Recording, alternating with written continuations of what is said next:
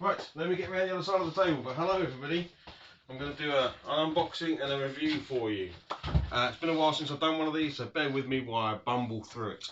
But hopefully you can see on the table here I have a copy of the StoryMaster's Tales Weirding Woods by Oliver McNeil. Look at this lovely box art on the front here of an owl lord. No spoilers, but you might find it in your story. So what is this? So this is a Kickstarter from a gentleman named Oliver McNeil, who I met at UK Games Expo 2 years ago. Actually, no, last year. UK Games Expo last year. And we had a really interesting booth as we walked past. I don't know the gentleman at all. I see that he's quite big in sort of the RPG world and does lots of cool things. But personally, I didn't know him.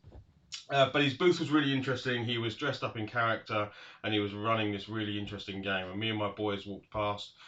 I had my boy James, who's like 12, and Blake, who's 8, and we walked past this, and it looked very, very cool. So backed it on Kickstarter.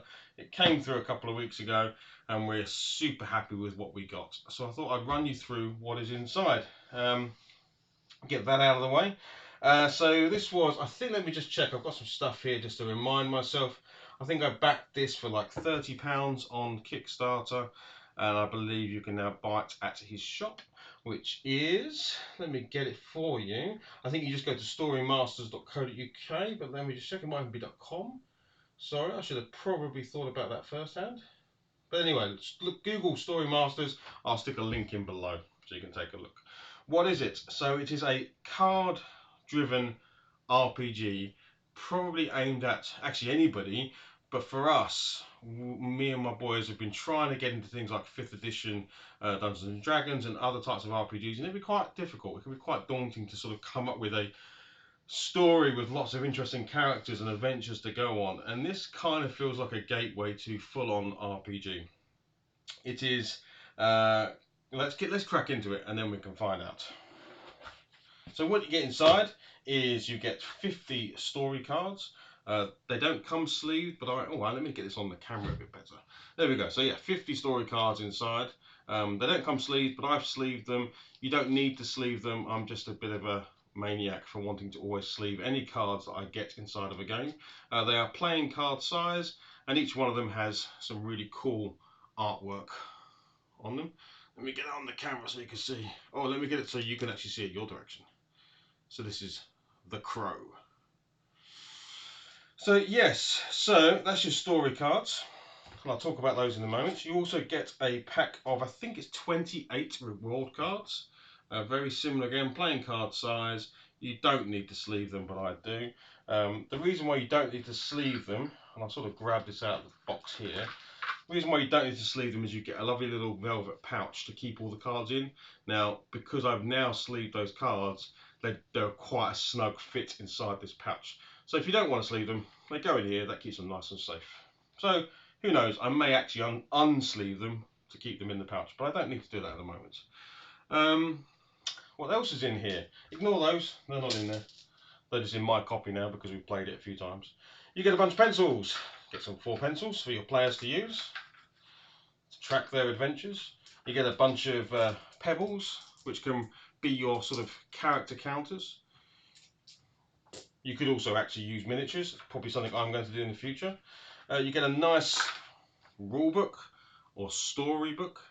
The rules are actually only a couple of pages before you start getting into actually what the characters are, but I'll go into that in a second. You get a card of standee characters, so you can cut these out. Use one of these little plug things here. So I could cut out the huntsman there, fold him over and put him in this little black stand, and I would have a little card standee character. Now I haven't cut these out yet because I'm actually going to use miniatures, because I have plenty of those and I can probably find almost one for every character on that sheet. And then you get character sheets. So these are very similar. If you've played any sort of fighting fantasy book or Hero Quest, those types of games where you get a character sheet to record, these ones as you can see have been used, to record your characters on as you play. Now today actually, I don't have it with me because it's upstairs, but I have just laminated 4 of these sheets so that I can reuse them. That camera's a little bit pointed away, but if I stop now, I'll have to restart. So I'll just have to hold my arm out a bit further. But there you go, there's a character sheet. So I've laminated 4 of these so that we can use dry erase markers rather than keep using pencil and rubbing them out, and they'll get grubby over time. I think he is going to make them available as a printable PDF or by a pad online, I'm sure, from his shop. But if you laminate them, easiest to use. Right, so that's what's in. Oh, you get a couple of D4. I would recommend grabbing a few more D4. That's why I have these little baggies of dice. They didn't come in the box, they're my own. But giving every player a D4 is nice. That's the only dice you need. Everything is done via a D4. Right, let me break into the actual game, and that is literally, it's all in the box. So very easy to travel with and sort of break out and play. So your book is essentially made into a couple of pieces. You have a nice little introduction to the StoryMaster and how to play. You have a few rules, literally about how to sort of keep a log of your character and their activities. And then the rest of the book is all of the player cards and all of the explanations of what you need to do. So let me quickly tell you how to play a game, because it is super simple. Everybody picks a character. So you look at this. This would be a good way to do it. Give that card to people and say, hey, who would you like the look of? And they might turn around and say, oh, I want to be the monk. So then you grab your book and you'll go to one of the first few pages and you'll find the monk. There he is. And you'll get a bit of a story about the monk. I don't think you'll be able to see that on the book. I don't want to show you anyway because it'd be spoilers. Gives you a bit of background to the monk, and then it will tell you things like his fighting skill and his magic craft, his fortune, which is absolutely essential in the game, his health and his gold, all of which will play a part throughout the game as you lose health, gain health from fighting or finding potions to heal you, as you use your gold to buy stuff or sell stuff, your fortune to re-roll your luck or try your chance. So that's the characters. So now everyone's picked a character. You've got the monk, you've got the pirate, you've got the red hat, you've got all sorts of things in there you can do. And then you create your board. Now, you pick a quest. So after all the characters, so now everyone has a character. Now you must pick a quest. So for instance, you might go for the first quest, which is called Revenge of the Shadow King. And in there, it'll give you a bit of a backstory about why we need to go and cause havoc and revenge on the Shadow King. It will tell you what you're going to get if you succeed, and it will tell you how to start the game. So I believe this one starts with the tavern. Let me just check. If I remember rightly, it's the tavern and the trader. So you go to your pack of cards, and you flip through here till you find the tavern, and the trader.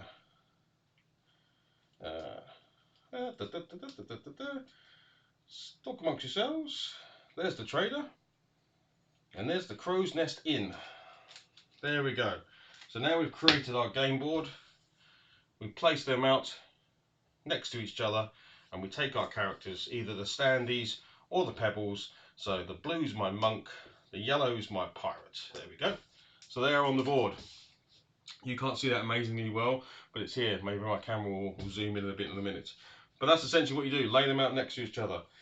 And then you decide which way is north, east, south and west. Typically, if your card's facing you so you can read it, north is going to be that way, east is going to be that way, south is going to be that way, and west is going to be that way. But up to you, as long as everyone agrees the directions in your game. You then read the passage of the game, the card that you're on.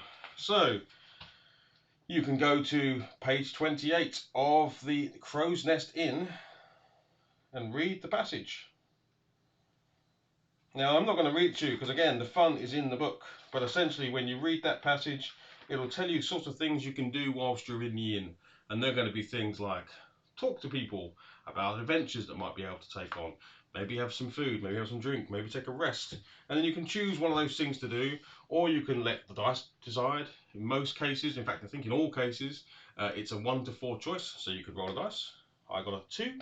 Or you could pick. If you can't pick because all of the choices sound like they'd all probably lead to your death, you can always let the dice decide. You can also get ones where you have no choice but to roll your fate. So you may get no choice, but there are 4 options. You must roll your dice. 2 comes up. You go to that page in the book. So let's pick 28 again. And you'd have to go to 2, which says ask for some food for the night, and it will cost you 5 golds. Often things will not only have a random choice, but even on top of that choice there is another random choice. So if you think about the multiples of options there could be, there are many. So playing this game over and over again, you'll find lots of things. And that was only 1 turn. So the next turn you decide where you're going to go. So the monk will say, I'm going to go north. So you place a card there. You face it. Face down at the moment. Otherwise, if you play it face up, the other player might make a decision based on what that card was. So at the moment you play it face down. And then the pirate's going to go, I'm going to go and talk to the trader. So he'll move over to the trader. And then you flip your card over to see where you went. So the monk landed at the crow. And then you decide who wants to take their turn first. So it may be the monk, and he's gone to 16. So you find page 16 on your book. You read the passage out at the top here. You read the options unless it says roll their fate. If it just says roll their fate, you tell them the bit of story at the top. You stop and say roll your fate. They roll. You read out whatever corresponds with that number and tell them what's going on. They can choose to roll their fortune. So if they don't like what they got, I believe, I might not be correct, but I think if they roll a number and they don't like it because maybe they think it's too low or too high or whatever, they can use a fortune point to roll again. Every time you use fortune though, you must lower your fortune stats on your sheet. So if you start the game with 5, the first time you roll fortune, you're guaranteed to pass, because as long as you roll lower, you're okay. Then it will go down to 4, you're still guaranteed to pass, you're okay. 3, 2, 1, it's going to get even difficulter, and obviously when you get to 0, I'm afraid your fortune has run out and you're in for a bad time. Now of course in the game there are ways to get your fortune back or do other weird and wonderful things, talk to creatures, interact with monsters, fight, buy, all sorts of crazy things. So as you can imagine, as the turns build on from this, you know, your characters are going to move around the table, northeast, southwest, you know, and so on, around the map, uncovering all sorts of weird and wonderful things. And there are 50 cards here. I believe he's already working on an expansion. In fact, I know he's working on an expansion because I've already backed it, because it's going to be amazing. And add another 15 cards to this. So at that point, you're at 65 cards, each card with 4 options. Each one of those options could potentially have another 4 options on top of that around fate or fortune. So that's a lot of replayability in it. It's great for storytelling. You can fill in the gaps between how maybe they got from one location to the next. But if you're not an experienced storyteller, a lot of it is already in the book. You're just reading the passages. You can play the game where you are the storyteller and everyone else is a player, or you could pass the book around so that you can also play and be part of the story and let other people read your passages to you. We've done both.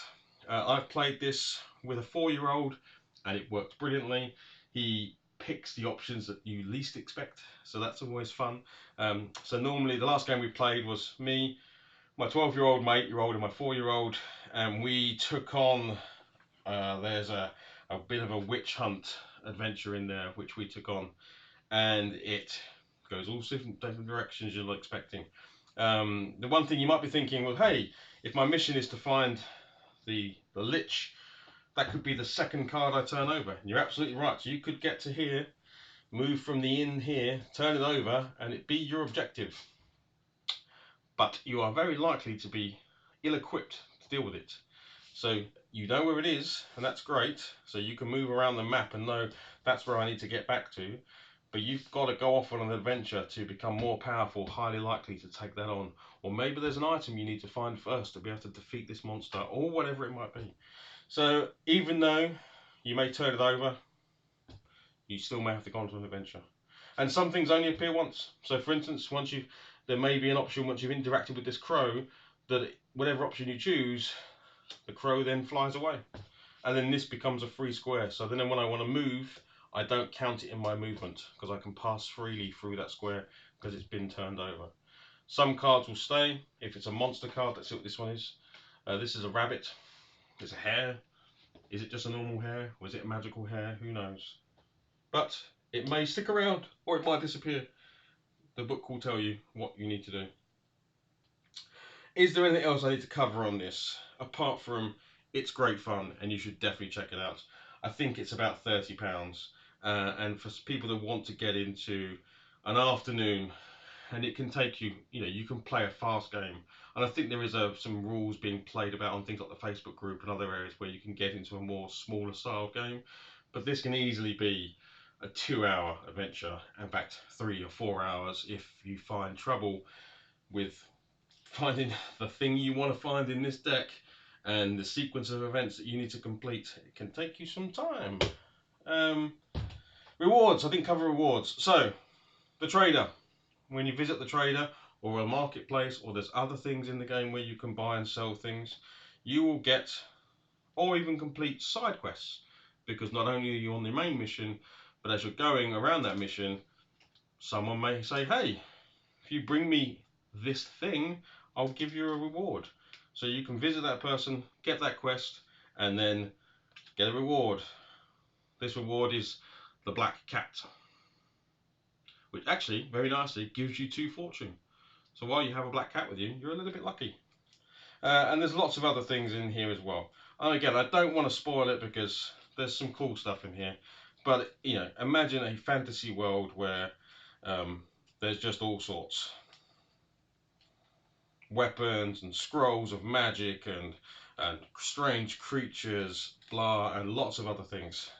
So that's that. The one thing I didn't cover is combat. Now, combat is very simple. It's essentially opposing dice rolls. So the creature will have a fighting skill, and you can record it on your sheets what the monsters are. This is what this entire section here is. I come up against a troll. It has a fighting skill 4. I use that 4 with my d4. So if I roll, it's 4 plus the 2 I rolled. So that monster just attacked with a 6. And then I take my hero. My hero will have a fighting skill 5. I roll. I got a 4. So the hero got a 9. 9 beats 6. So he takes a point. The monster takes a point of damage. You can also do another thing, which I haven't tried yet, which is to take 2 cards. The cards have numbers. I will try and show this on here, but it essentially has 1, 2, 3, 4 around the edge of the card, and you can battle with the cards. So you spin one, and then you spin another one, and you take the 2 closest corners, which in this case is these 2 numbers, which actually was a 4 and a 4. Add them to your fighting skill, and that was your score. So this adds another sort of dexterity, flicking cards at each other. Here we go, 2 and a 4. Bit of fun if you want to do that style rather than rolling dice. Entirely up to you how you want to do that. We've only done the dice rolling piece at the moment, because if I gave my kids the option to fling cards at each other, I would be playing 52 card pickup almost every turn. So yeah, we've gone with the dice rolling. But you can do as you please. I think that's it. Yeah, great game. We've played it twice since receiving it. That's only been a couple of weeks. Amongst all the other games we've played, we really enjoy it. It's great fun. It's definitely one I could see us taking with us. I'm already looking forward to the expansion, just because I want to see where it goes. I don't know. I'm assuming, being called the StoryMaster's Tales and this being the Weirding Woods edition, that, Weirding Woods could become any title to give them a much sort of, very vast world to play in. It says here 1 to 5 players, ages 7 to adult. My 4-year-old played it just fine. Set in a grim world full of magic, monsters, and mystery. I thought I said misery then, but yeah, I think I'm rambling at this point. So great game, check it out. Ask questions below. I'll stick a link to where it is. I get nothing from doing this. It's a cool game, and I occasionally like to review things. Check it out. Yeah, cool. Thanks everybody. I will see you on the next video. Now I've got to walk over there and press my button because I've lost access to my shortcuts. But don't worry about that. You'll just see me walk past the camera. Bye-bye. Bye-bye, everybody. Bye-bye. You can go now. It's okay. Give me a like. Give me a subscription. Bye-bye.